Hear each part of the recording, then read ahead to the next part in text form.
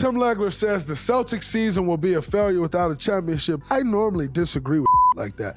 It'd be like hot take-ish and like, Tim Legler is absolutely correct on this one because you got Jaylen Brown making $300+ million, soon to be Jason Tatum making $300+ million. It's a failure.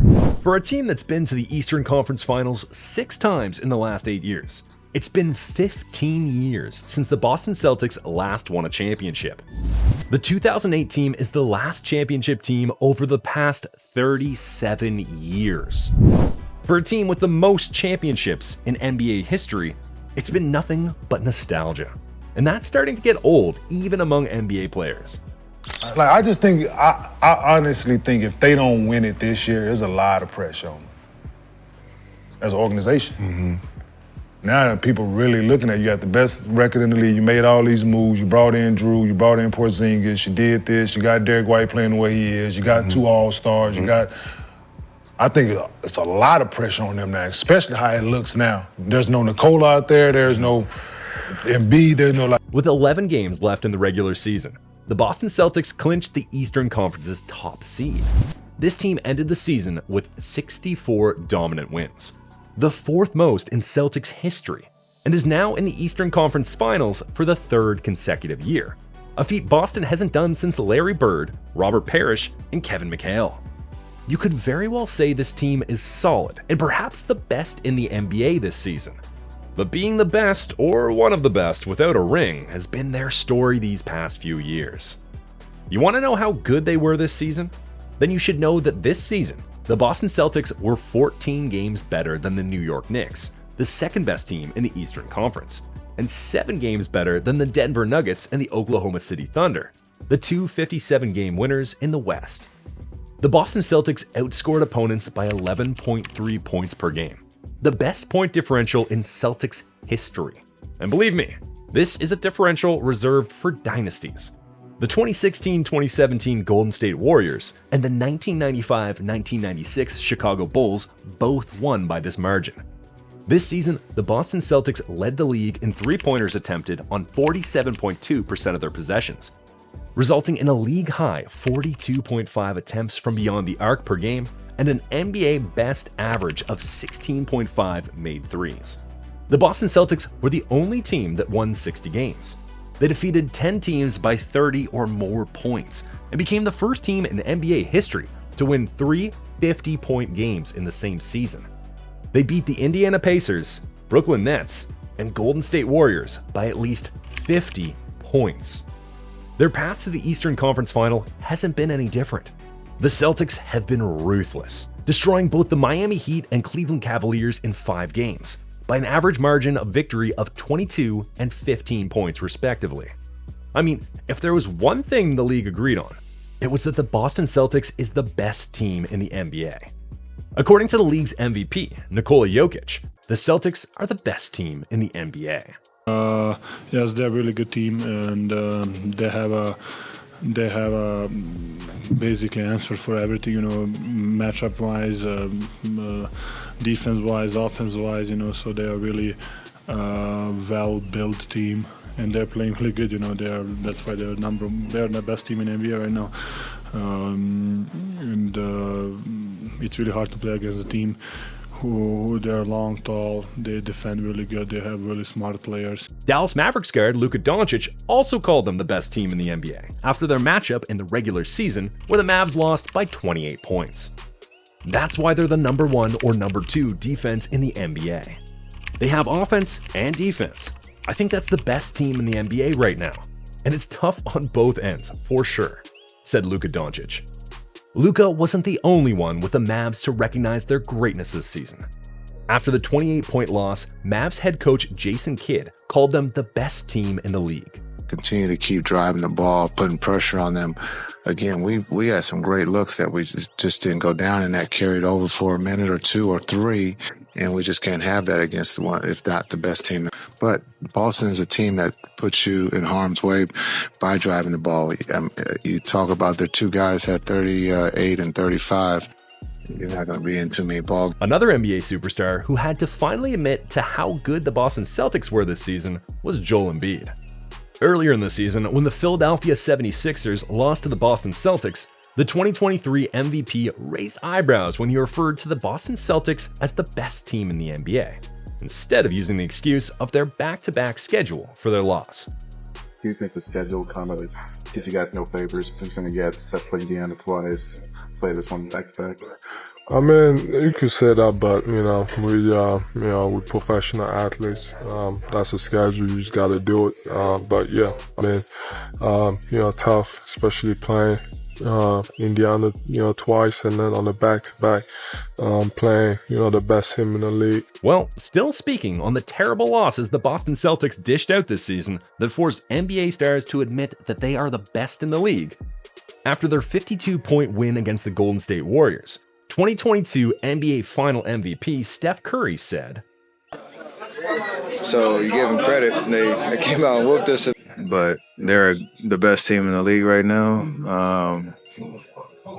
and they play like it. So we have a nice gap to try to make up if we want to be that type of team down the stretch of the season. But you give them credit. They played their ass off, and it was tough to watch." According to Steph, the team was hitting 10 threes in just the first quarter, something they used to do to other teams, and it was demoralizing. Head coach Steve Kerr couldn't agree more, even going as far as to call this Celtics team the best version we've seen of this team. However, while Steve Kerr gets to keep his job after a 50-point loss, Jacques Vaughn wasn't so lucky, as this new-look Boston Celtics, according to him, kicked their tails. Dennis Schroeder, after the loss, said, "They, Boston Celtics, kicked our ass tonight." While Mikal Bridges was lost for words after the loss, when he told reporters, "We got beat by 50. It's not just let it go. A lot of is not right." I mean, even Kevin Durant wasn't left out. The four-time scoring champ was so much in awe of the entire Celtics lineup that he said, "They have playing incredible. They had an incredible year thus far. Best starting five in the league by far. I think they have 50 wins already, 49, 48 wins. One of those. They got a big lineup with versatile guys up and down their lineup, and they've been around each other for a while now, so they understand one another. And adding Drew was huge. Adding Kristaps was huge. So we got our work cut out for us, but I'm looking forward to the challenge." The two-time NBA Finals MVP described the team better when he said, "You guys defensively. Yeah, I mean, you got your center making 5, 6 threes. That's tough to stop. We like to pack the paint and hold teams to outside shots. And when they spread you out, when everybody on the court to shoot, it's tough to get into those positions. So we try our hardest to close out the paint and get to the three, but they just shot over us and made some tough ones tonight. But that's the challenge that this team presents, is that everybody on the team can shoot the three, and they stay patient on offense as well, and to look for the three. So you got to be on. Even Paul George could not help but agree that the Celtics' three-point heavy strategy after he faced them was unstoppable. At which this team shoots threes, how hard or difficult was it to run them off the three-point line? Extremely difficult. How so? They shot the ball well. They're a team that is confident at shooting it, and they didn't pass shots up. And Bradley Beal believed they were not just the most versatile team, but by far the best team in the league. In his words, the elite of the elite.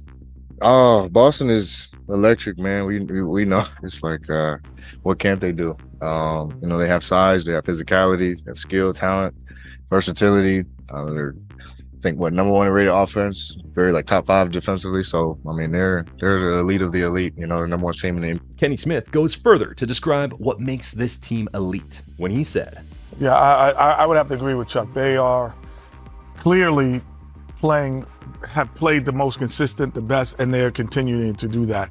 And what makes them difficult is the versatility. You could post up Tatum, you could post up Brown, or you could, you want to shoot threes, you want to play this fast game, and we're going to do that too. We're going to bring in Hauser, we're going to bring Pritchard, we're going to have to keep Jaylen Brown and Tatum on the perimeter with Porzingis. So they play multiple ways, but the most underrated thing that they do, they defend. And they defend at a... In all of these praises, The Boston Celtics additions before the season have been so effective that even some NBA players and legends have singled them out for praise. JJ Redick, for one, said before the playoffs that he believes the Celtics would take the Eastern Conference simply because they have Kristaps Porzingis. This guy is a total difference maker for them. He's given them a new dynamic for their offense, and he's providing the same defense essentially that Rob Williams was giving them. Right now, the Celtics have essentially tripled their frequency in post-ups. They're hunting out mismatches. When we start talking about late game stuff, Kristaps Porzingis unlocks their offense. He's having the most efficient season posting up the basketball in the last 10 years. That's over Nikola Jokic. That's over Joel Embiid. And why is that? Because he's posting mismatches. Hall of Famer Reggie Miller also had this to say about Drew Holiday. Drew Holiday going into the basketball. No. Hall of very good, Reg. I think Drew Holiday, at the end of the day, will have a resume a lot like Joe Dumars. So with a team that the rest of the league considers to be the best, and two fantastic additions, one of whom is now considered a future Hall of Famer, what's stopping the Celtics from winning their first title in 15 years? Is it championship or bust for this young great team? Well, I strongly believe, and the rest of the NBA also believes, it's championship or bust for the Boston Celtics. White in there too. I will be shocked if the Celtics don't win, because they got it all. They don't have, like you can say their bench, but their bench, they could solve their bench problems very easily. The Celtics are going to win the world championship. They've been the best team in the NBA all year. I like the way they came out and just like, when you heavily you liked them for 3 quarters. Yeah, I did like them for 3 quarters, but because you just got to put the foot on their neck and stomp them. But man, they're going to be tough to beat. They got everything you need. I'll be totally shocked if they don't win the championship. I look at Denver in the West. It's the one team I think that can compete with them. But if the Boston Celtics don't win the championship, it will be a total game. ESPN analyst Shannon Sharp said it best when he said, "Step up. Yeah. This is a cataclysmic failure, Stephen A. If they do not bring the title home this year, I don't care who's on the other side. As a matter of fact, you can put Ant-Man, Luka, and Kyrie together." The former NFL tight end explains why he thinks it's a complete failure if the Boston Celtics don't win a championship this year when he said, Hey, Shannon, do you think it's championship or bust for Boston? Absolutely, 1,000%. Because right now, guys, what they're doing, they're loitering around greatness. At some point in time, you have to go in. They're window shopping greatness. When are you going to go in and purchase it? When are you going to go in and be about it? So I don't want to hear anything, oh, Jason Tatum can be the face of the league. I don't want to hear nothing. And he's so young, he's 25, and he's already gone to this many conference finals. He's been to the NBA finals. At some point in time, you got to kick the door in and go inside. And there are no excuses. I don't want to hear nothing. They're healthy. Obviously, Porzingis is not there, but they should have more. Well, not everyone in the NBA thinks it's championship or bust with the Celtics, though. Some think it's a straight-up bust for the best team in the league. Hall of Famer Shaquille O'Neal absolutely thinks the Boston Celtics are overrated and are not winning the finals. Clipper team. Opposite, overrated. Which team are you hearing could win a championship that you just don't see it? Would you like to see the standings? Overrated, Boston.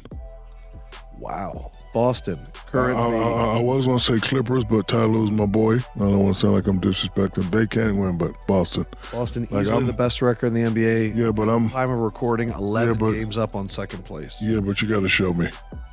I've been in this league, around the league a long time. I've seen a lot of guys that... But Shaq's argument is the same as those who believe the Celtics are either championship or bust. This team has proven to be one of the best, if not the best, in the past few seasons. But that has not translated into a championship, and that has to change this season. You must understand that the Celtics have reached a point where making the Eastern Conference Finals is simply expected. However, winning the finals is how they are now being judged. 17 championship banners clearly support this claim. But in the last 8 years, despite going to the Eastern Conference Finals 6 times, they have failed to make it 18. This should not be happening to the team that the rest of the league believes is the best. The team traded defensive point guard Marcus Smart, last season's 6th Man of the Year Malcolm Brogdon, and big man Robert Williams over the offseason. But it strengthened its squad with the acquisitions of Drew Holiday and Kristaps Porzingis, both of whom have had an immediate impact as their contribution to the Celtics team so far has been remarkable. According to Jaylen Brown, the pieces that we've added have made contributions right away. Things that might have haunted us in the past have kind of turned into some of our strengths. In all of this, you should know that Jaylen Brown is currently on the most expensive contract in the league, as he signed the first NBA $300 million contract. Jason Tatum is also expected to follow suit and sign a historic $338 million extension with the Boston Celtics in the summer of 2024.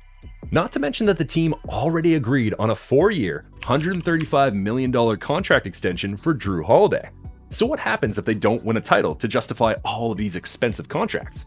Well, the front office could break up the team for one, or the team could just have the stain of being labeled a bust till they finally win a ring, which unfortunately does nothing to help Jason Tatum's chances of being considered for the league's MVP. Kenny said they're the winningest duo over the last 5 years in basketball, and that's true. No one cares because they're no one cares. No one cares at all. They're at that point now to where you need to win a championship. Getting to the conference finals every year don't matter anymore. And how you know that they're at that point, because that's actually affecting Jason Tatum in MVP voting the last couple years, because no one wants to see you win every year in the regular season, get to the conference finals, and then not finish the job. So this is good. Obviously, it's a step on the way, but no one cares that they're going back to the Eastern Conference. 7 years of being consistently one of the best in the NBA, and still being ignored for the MVP. Jason Tatum is surely going to bear the brunt of the Celtics being a bust the most. Which is why what Hall of Famer and Celtics champion Kevin Garnett had to say about Jason Tatum in the next video seems to be true. And I know you're all curious to know about it.